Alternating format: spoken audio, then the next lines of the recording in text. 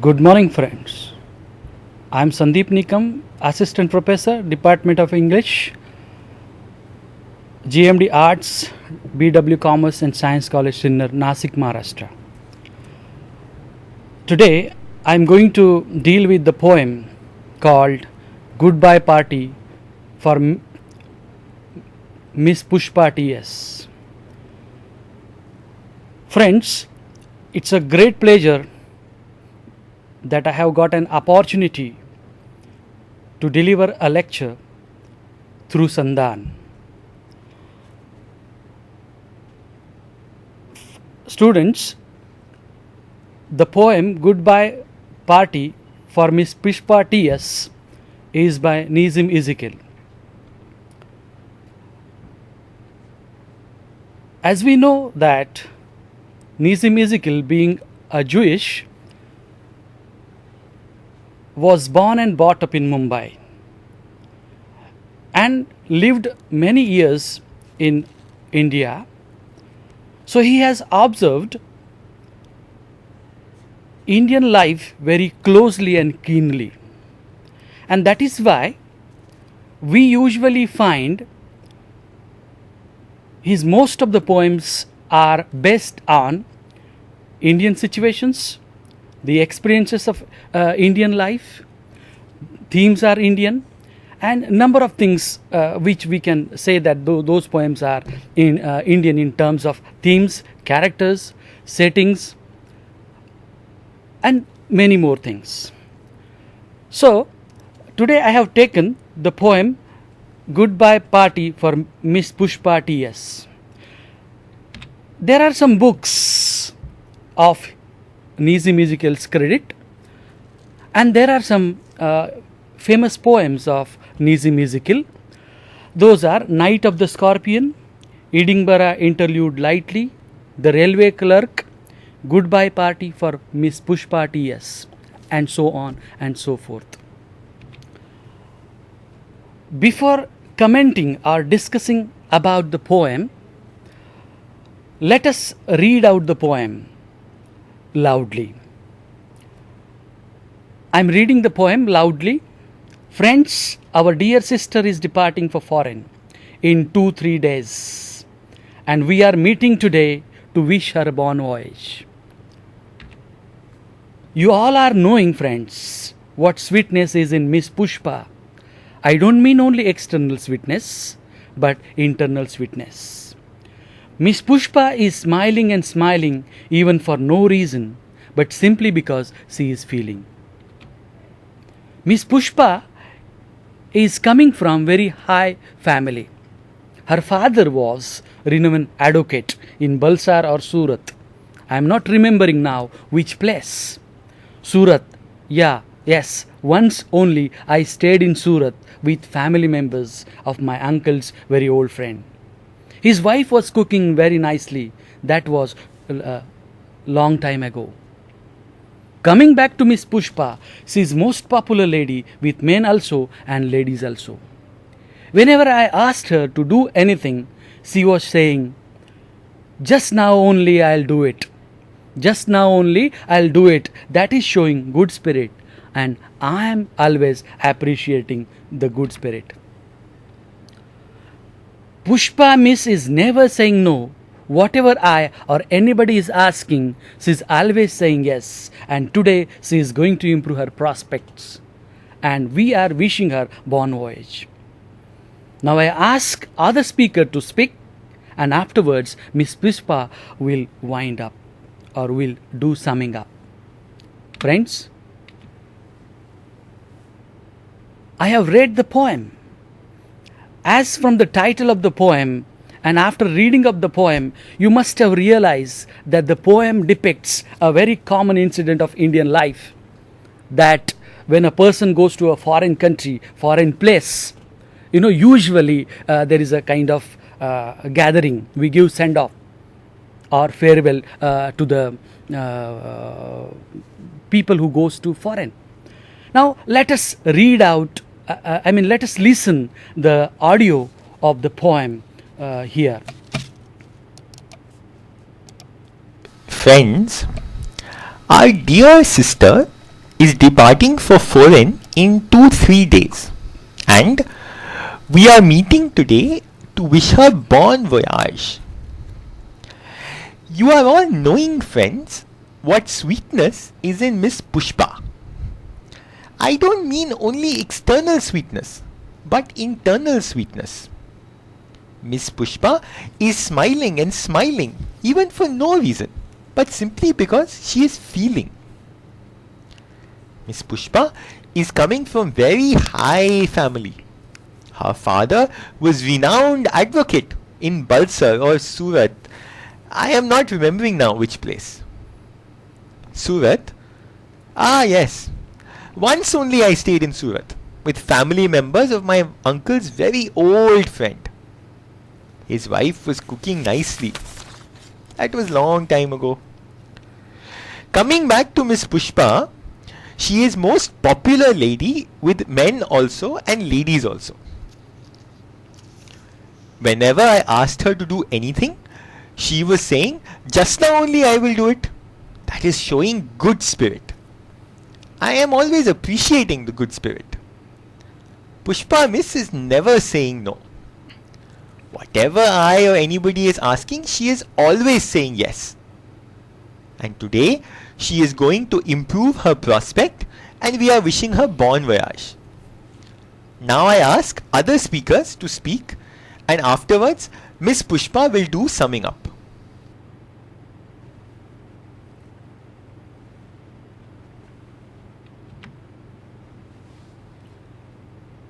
Friends, let's look at the first stanza of the poem. Friends, our dear sister is departing for foreign in 2-3 days, and we are meeting today to wish her bon voyage. Look at the beginning of the poem. The beginning of the poem is as if someone is addressing to the audience, someone is giving speech. Friends, our dear sister is departing. The beginning of the poem is like that someone is giving speech. Please note the phrase bon voyage. The phrase bon voyage is from French language, which means happy journey. So here it is assumed that, it is imagined that the people are gathered over there for giving a send-off, giving a farewell to Miss Pushpa. When you move to the second stanza, that you all are knowing, friends, what sweetness is in Miss Pushpa. I don't mean external sweetness, but internal sweetness. Miss Pushpa is smiling and smiling even for no reason, but simply because she is feeling. Second stanza talks about her character, her behavior, how good nature the Pushpa is, and she always used to smile. So she is having a charming kind of nature. She is having a happy kind of girl who always helps, of most of her friends and colleagues and all that. In third stanza, Miss Pushpa is coming, the speaker of the poem. The speaker of the poem comes to the third stanza when he says, Miss Pushpa is coming from very high family. Her father was renowned advocate in Balsar or Surat. I am not remembering now which place. Surat, yes. Once only I stayed in Surat with family members of my uncle's very old friend. His wife was cooking very nicely. That was long time ago. Look at the third stanza where the speaker says Miss Pushpa is coming from very high family. Look at the words like coming, asking, I am remembering. Those are the words which shows that the poet has used present continuous tense. The present continuous tense to show the Indian habit of using present continuous tense instead of simple present tense. Speaker is talking about Miss Pushpa, and when he is talking about Miss Pushpa, he suddenly diverts. To and he starts telling about a place in Gujarat. He suddenly starts speaking about Surat. Once he was in Surat, once he stayed in Surat in one of his family members' friend, old friend. And remember, look at the line, his wife was cooking nicely. He is telling information of long back years using same continuous tense, in even if it is a past tense, but he used continuous tense. So here this line of the poem also suggests the use of present continuous tense, which is very common habit of most of the Indians speaker of English. So when you go to the next stanza, coming back to I said there is a diversion. He was talking about Miss Pushpa and suddenly he goes to Surat or other place. So diversion is also again another feature of Indians. Usually we go on diverting. So that is a crucial point over here. Then next stanza, coming back to the next stanza, where poet says Miss Pushpa Miss is never saying no. Whatever I or anybody is asking, she is always saying yes, and today she is going to improve her prospects, and we are wishing her bon voyage. And now I ask other speaker to speak, and afterwards Miss Pushpa will do summing up.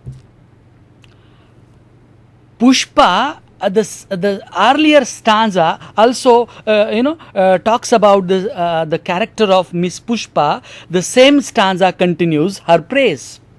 The speaker of the poem, who began the poem in the first stanza, says that Miss Pushpa is very cooperative girl. She helps others. She goes on smiling all the time, and she never say no to anybody else. She never say no to anybody else because she has got very helping kind of nature. She goes on helping people. She goes on helping her colleagues, subordinates, her boss, and all that about. So look at the stanza. Miss Pushpa says, Miss Pushpa is never saying no. Whatever I or anybody is asking, she is always saying yes, and today she is going to improve her prospect. Look at the point, friends. This is not today's 2014's matter when the person is going to a foreign place. This is the incident where Nizam Ezekiel used to write poetry. This was the incident when the Nizam Ezekiel used to write poetry. At that time, it was very big thing when a person goes to a foreign place. And that is why a kind of farewell party, a function was arranged for Miss Pushpa. And remember, another very crucial important part is that use of a phrase from French language, that is bon voyage. Bon voyage means saying happy journey to a person who is going to depart. At the end part of this stanza and the poem, now I ask other speakers to speak, and afterwards Miss Pushpa will do summing up. Look at the last part of this stanza of the poem. Remember, this speaker is not the only person who is talking on Pushpa, but there are more people, others are also going to talk on Miss Pushpa. This is very rare thing. Usually people avoid talking in the farewell or seminar, farewells or send-off parties. They don't want to talk about the person who is departing. But here there are more people who want to talk about Miss Pushpa. It means that Miss Pushpa has really a good kind of nature. She is a good girl who is always helping most of the people. So now I ask other speakers to speak, and afterwards Miss Pushpa will do summing up. So look at this point when you will find most of the features in English and most of the features in Indian context. Friends, as far as the poem Goodbye Party for Miss Pushpa T.S. is concerned, there are very crucial issues that the poem touches upon. First, a depiction of Indian life and situation. Nizam musical talks about Indian life and situations. For instance, is another poem. The railway clerk talks about the same thing or depicts the Indian life. For instance, when the railway clerk says, it isn't my fault, I do what I am told, but still I am blamed. This year, my leave application was twice refused. The crucial point comes when he says, my wife is asking for more money, where to get money. So, the depiction of Indian life. Then we have characters and settings of the poems which are purely Indian. For instance, another poem, Edinburgh Interlude Lightly, where Nizam Ezekiel talks about a very Indian family drama. Very Indian family drama or very Indian situation where a newly bride, when a newly married girl comes to the next family, to her husband's family, what happens is, mother-in-law, shows that she is very kind. Look at the line. Don't worry, dear, I need no help in the kitchen. Leave it to me, please. Look at the situation. The situation is when a married woman comes to her new family. When a married woman comes to her new family, she says, don't worry, dear, I need no help in the kitchen. Leave it to me, please. But then she complains to her son and her husband. At one point, she says, I don't want your help. The other point, she complains. She complains to her own husband and to her son, that is the husband of that newly married girl. She says that the girl doesn't help me. Look at these lines. That the girl doesn't help me in the kitchen. That is what she complains to her husband and the son. And remember, when the case goes to the father-in-law, the husband of mother-in-law, what he says, look at the lines. You must try to understand your mother-in-law, she is very kind woman. There aren't many who do all the work in the kitchen. The highest point comes when, her own husband says, if you quarrel with me, with my mother, you quarrel with me.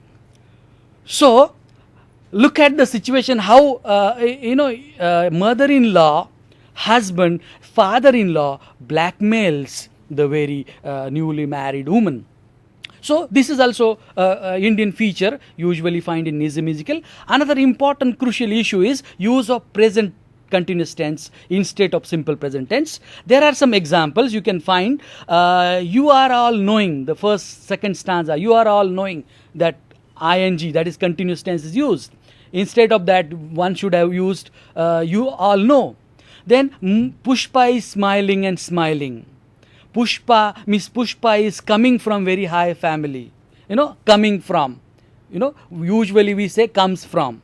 Then I am not remembering now which place. Remembering. We don't say remembering. We say remember.